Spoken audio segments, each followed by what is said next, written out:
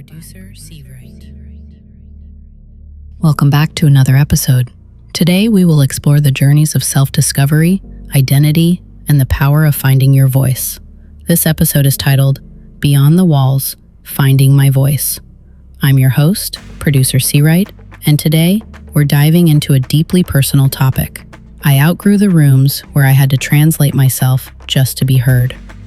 Let's start by painting a picture of what it means to feel unheard. Imagine being in a room full of people, yet feeling like you're speaking a different language. You share your thoughts, but they don't resonate. You find yourself constantly adjusting your words, your tone, even your body language, just to fit in. This experience can be isolating. It's like wearing a mask that doesn't quite fit.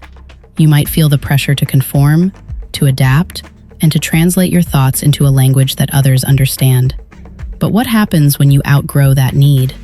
Let me share a personal story.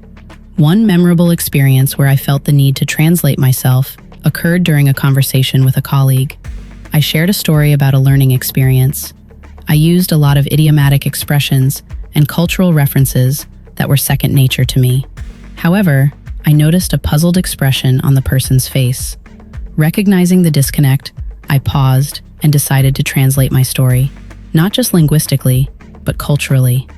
I explained the context behind the idiomatic expressions and the significance of the dynamics I was describing. I simplified my language and avoided idioms, opting instead for simple, understandable words. As I did this, I saw the atmosphere shift.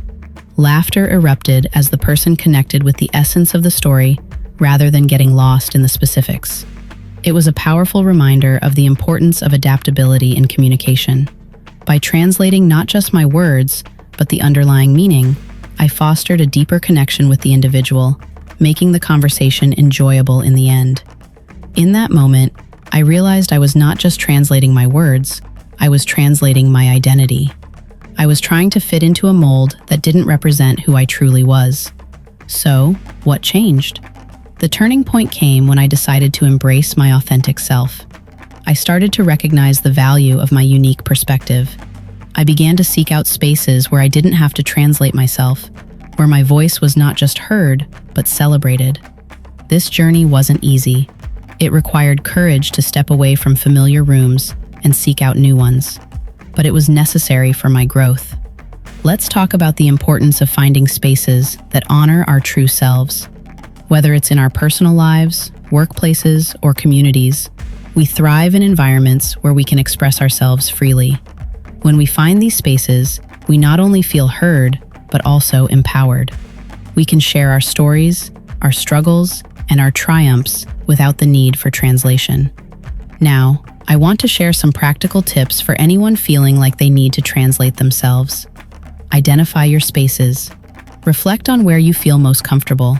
Are there groups or communities that resonate with you? Practice self-expression. Engage in activities that allow you to express yourself authentically, be it writing, art, or speaking. Seek support. Surround yourself with people who encourage you to be yourself. Set boundaries.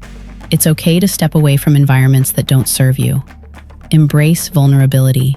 Sharing your true self can be scary, but it's also incredibly liberating.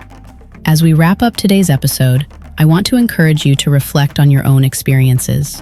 Have you ever felt the need to translate yourself? What steps can you take to find your voice and embrace your authenticity?